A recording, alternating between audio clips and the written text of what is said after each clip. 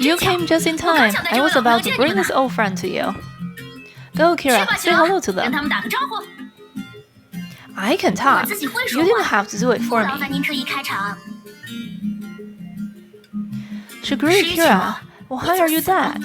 Watch it. Don't come up and say I'm dead like her Ch39. You can't blame us. Look at you. You're a wisp. Anyone would have asked the same. For Ch39, Kira-senpai surely isn't dead. I knew Sila would be the most reasonable. Wait a sec. I just tried to reorganize the way I look with the key of the beyond. Looks like you can do some pressure or idea stunts. What, you want to see my eldritch form? Don't. If you spook my underlings out of their souls, they'd be dead for real. I mean, they're essentially souls. Kira-senpai, you should have awoken in the holy city like Prometheus, right? Yes, we couldn't find you after waking up, so we thought you might have gone to the Iron Sand. You know, I can't rest easy if I don't see you in person after a decisive battle. So Prometheus suggests me start from the tower.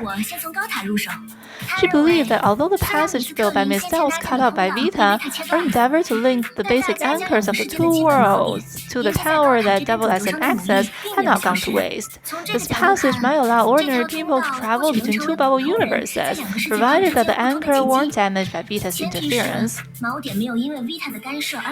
I had little hope for this, but when I arrived where I placed the anchor, I was surprised to see it intact. So you reached the Iron Sand by touching the anchor left by South Snow Holy City? Yes. Wait, this anchor was fixed by you? Thanks Sila for it. She probably thought of this from the start, so she asked me to fix damaged anchor with the Sage's residual authority while she was fighting Vita. This anchor didn't only help Sila's ring of creation fall across both worlds, but also connected Iron Sand and South Snow. I really didn't think of this from the start. I just acted in accordance to everyone's wishes and inadvertently facilitated the result. Sila, there's no need to be modest at a time like this. Okay, let's get back on topic. Kira-senpai turned into a wisp. Is this also related to what Vita calls SAS rules? She actually talked to you about that. Yeah, I can't say I know why Vita told us the truth, but most of what she said had been inadvertently confirmed by us. Such as Iron Sand was actually born from wishes and SAS rules, instead of being created by someone with their own hands. Maybe this is the reason that after getting out of SAS control, Iron Sand has temporarily maintained the basic properties of the world of the dead and hasn't immediately split it from South Snow. But judging from how physically disordered I am here, it definitely isn't easy for the commoners to come here. Now that we've connected the world of the living and the dead, it's just a matter of time before people can travel freely. It's too early to be so positive, but where's Prometheus? Why is she ordering you around? She's got her own business to mind. You'll find out once you get there. It wouldn't be very fun if I stole her thing now. Let's first tell the residents of the Iron Sand about our findings. Look, they're huddled up and floated there for a long time now. After that, the four analyze the current state of the world, its future, and the separation it may face to the residents of Iron Sand.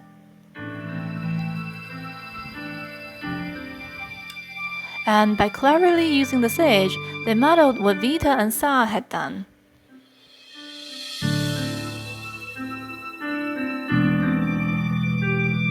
As a result, the Sage of the High Tower will lead the dead to a new life becomes a fact.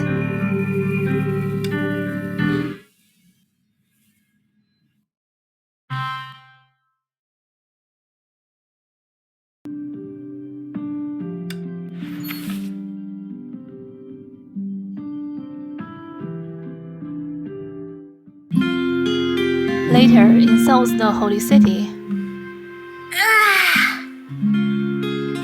It feels good to have my feet firmly on the ground. Let me take you to Prometheus, but you've got to promise me something first. When you see her, try not to look too surprised.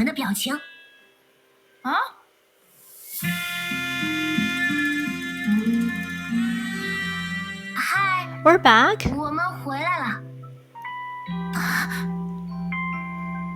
Wait, don't tell me this is Prometheus.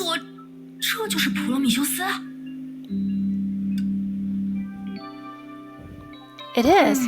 Vita destroyed her body, but luckily she had prepared for it by transferring her consciousness module to her leg beforehand.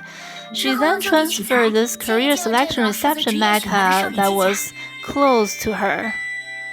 We're currently unable to repair your original body, but you can still communicate with us normally, right? Hello, visitor 00003. I'm sorry, I did not understand your question. To inquire about job openings, please say 1. To book an envoy's appointment, please say 2. To seek advice, please say 3. To change my voice, please say 4.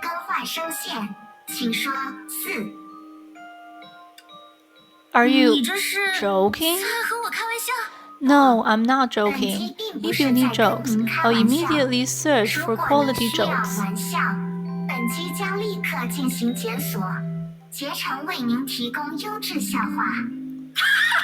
Your convo with her is a gem of a joke. Understood.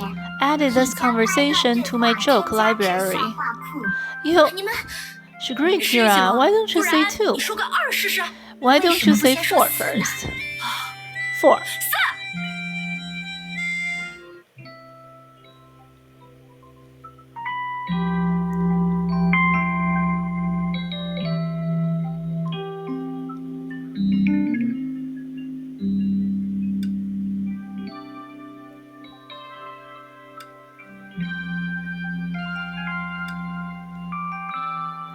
Should you wish to activate the auto-defense mode of the reception mecha, you can keep making noise in public. Prometheus. No need to be surprised. I only recycled usable materials from the original body and crafted another with this mecha. That's what Solium excels in. However, I do need to apologize for not adjusting its voice line, Miss Agree.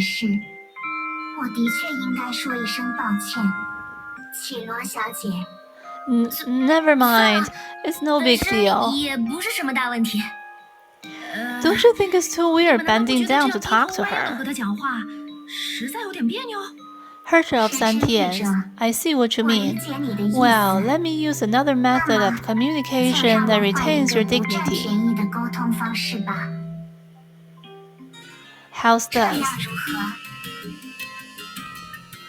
Pretty good. I didn't think your small body could produce a projection so vivid. Is this also one of your backup plans? I don't mind you thinking so.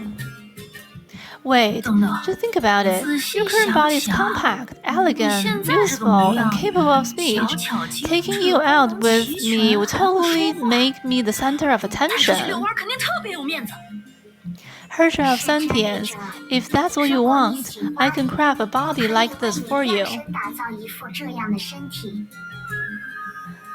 No need, I can do it myself. To facilitate future cooperation, you're obliged to explain the principles involved to me. Of course, it'd be best to include everything that's occurred while I was migrating my consciousness in your explanation. Is that enough? My lips are gonna blister. That'd be enough. Thank you for your patience. Actually, I've checked on the residents of the Holy City. Theoretically, they're in a similar situation to me, having the consciousness reactivated to rule over the body again. As a Herrscher independent of finality, Sela's use of her authority is indeed remarkable.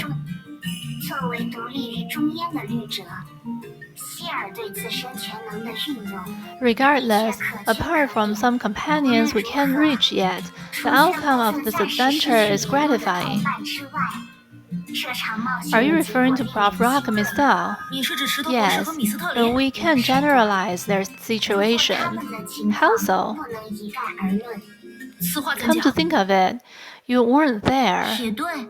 We've discussed Dr. Schrodinger's way of existence. Based on this, Rita's interference with her was most likely cutting off her from the two bubble universes. With Sa's rule out of effect, it's only a matter of time before Dr. Schrödinger reconnects with us. But the case of Mistel is much more complex. Due to her way of birth, Mistel requires a unique physical body to enter and exit the stigma space. In other words, when she decided to join the flood of energy by destroying her real existence, she gave up the chance to return to the real world quickly. To awake and own a physical body again, she must overcome time and probability. The two aren't fundamentally different from a statistical view, though.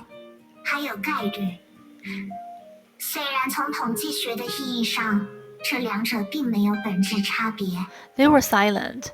The momentary silence allowed them to discover two visitors that shouldn't have been there.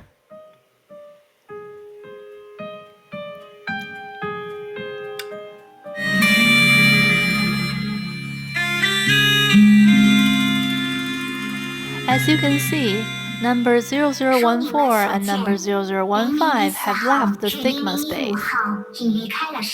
This means Mistel, who confined them in the stigma space, is indeed gone.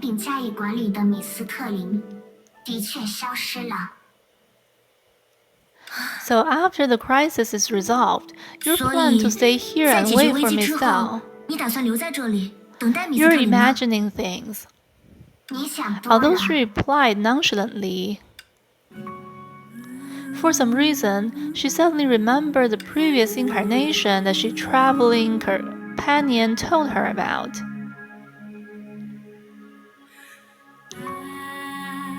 The only time Mistel mentioned that person, she did so in a rather relaxed tone, as if attempting to conceal a subtle emotion, as she always did. So, what was that emotion? Because I couldn't say it that time. From then on, I say what I think. Because I couldn't do it that time. From then on, I do what I say. Similar thoughts motivated every individual who was fearful and bound by regret. Every choice they made would gradually dissolve the pain of the past and transform it into hope for the future.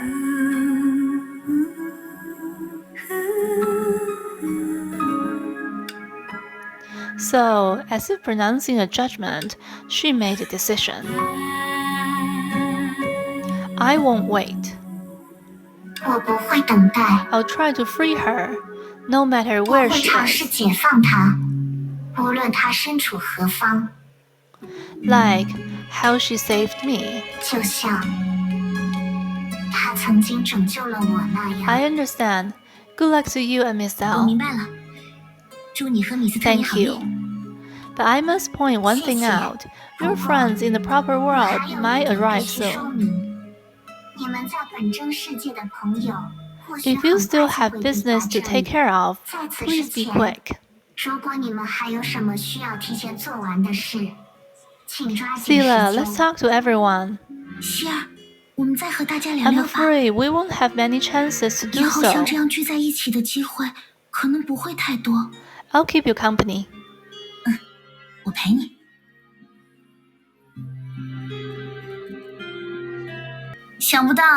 I didn't know you got along well with Mistel.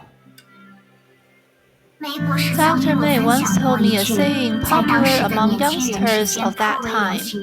Before the wedding, you must go on a trip with your fiancé. Due to the havoc we faced, she and Kevin didn't have the chance to go traveling, let alone holding a wedding ceremony.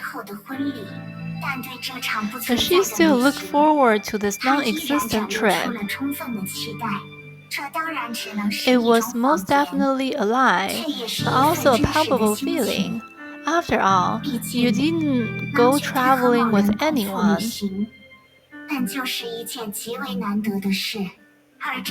This goes on to show her fiancé is worth it, given that I don't usually see Miss Dao as my friend. This saying applies more to you, anyway. Sharing one heart must be a relationship that's far more special than just supporting each other. That said, Project Bunny doesn't quite agree. Bunny! She looked to the wrist of her other self. That was when she noticed a blue string tied around her wrist, which was the activation device for Project Bunny, had fallen off in the heat of the battle.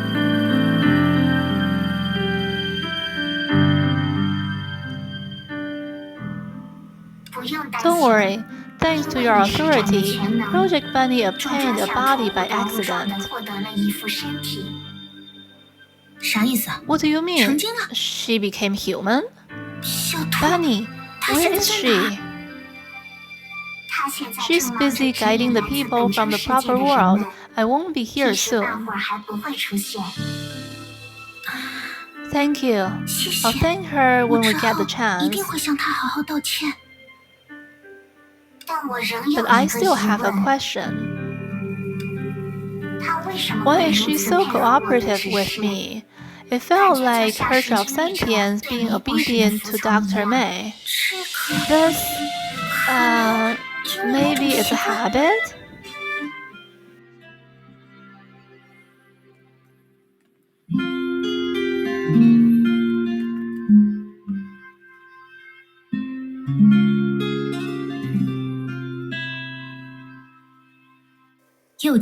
We meet again, two Silas.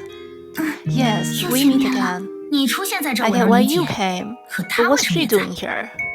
With a hint of irritation, she looked towards number 0015 who stood behind 0014. She was that Sila who always glorified selfish acts as a requisite for survival. Sila, I apologize for all number 0015's earlier disrespect. I only ask you to believe that she won't hurt anyone again. Sister, why did you apologize for me? I would have done it myself. Is this some sort of act? Sage of the High Tower, do you happen to have any clues on the whereabouts of Miss Dao? Sage of the High Tower. Thank you for still calling me this, Sila. We left the Sigma space in an instant. It was entirely without warning, and Miss Dao hasn't appeared afterwards.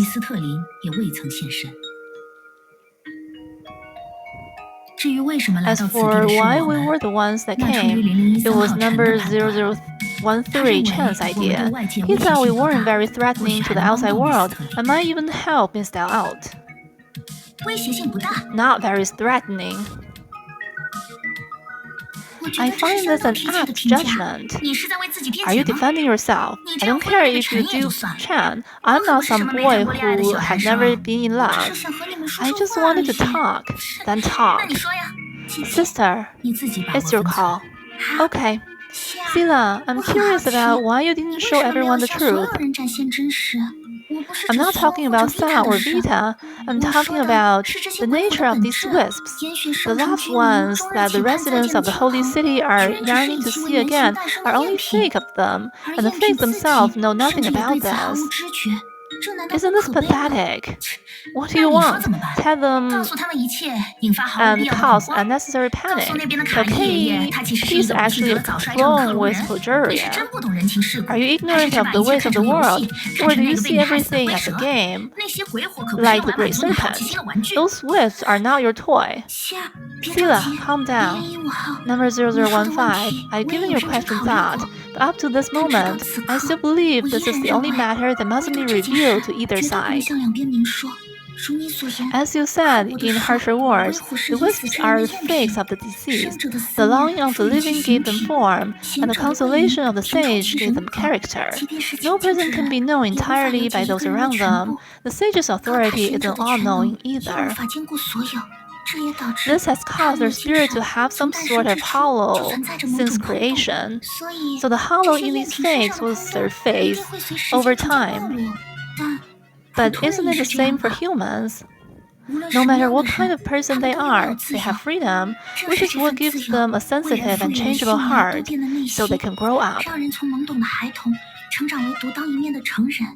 For the residents of the Iron Sand, freedom can fill that hollow. That doesn't sound reliable at all. But it's also unreliable things that's gotten humanity this far. Of course, you can view it as a kind of selfishness. What we believe in are the best. Is this your answer? No, this is my blessing for you. After all, freedom is a treasure only you can uncover, and buried inside may be a gem you've never seen. If you seek it, you'll find it on your way, share it, understand it, and thus become a new life. Don't worry, your sister will guide you. She's the sage. I understand, Sila. I'll fulfill this duty. But to be honest, you did what I couldn't imagine. Remember the template I mentioned earlier? I saw you two as drastically different souls that shared one body harmoniously. It was the state of balance that I envied. This unique way of living also inspired me. I wondered if non-human wisps could become humans by sharing body with the living. Maybe Mistel already realized this was unrealistic and neglectful of the wishes of both parties, but she still listened to me carefully and brought you here. Isn't she still supporting you? No, I think she wanted me to see the answer you'd give. And turns out, you did what your friend has done, and better. Yeah, the sage's authority has diminished since the rules perished, but Sila did become the real sage. See it as the last blessing from the departing former sage. Thank you for freeing the life here, and myself. Wait, departing? Yes, we need to find a way to help Mistel, but rest assured that I will fulfill the sage's last duty before that. Helping people adapt to the future is also my duty. Our sage is as serious as ever. Sister, I have another question. Could you please tell me what the it that Sila mentioned is? What's the gem buried inside the treasure of freedom? Number 0015, Sila might have other matters at hand. This isn't the time? Then I'll look forward to that day. Yeah, one day you'll find that answer. The gem named love that belongs to you and you alone.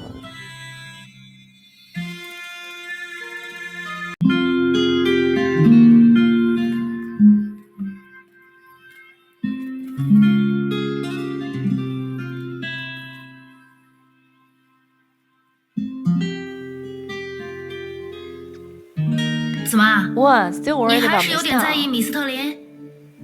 Sort of. Regardless, I need to apologize to her in person for assassinating her. And prejudice stem from her parents.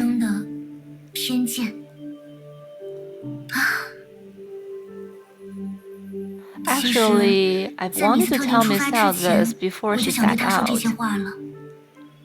But I didn't. Kira-senpai. Maybe I was just waiting for the so-called perfect timing. But now there won't even be a timing. You could have avoided all this if you just spoke up.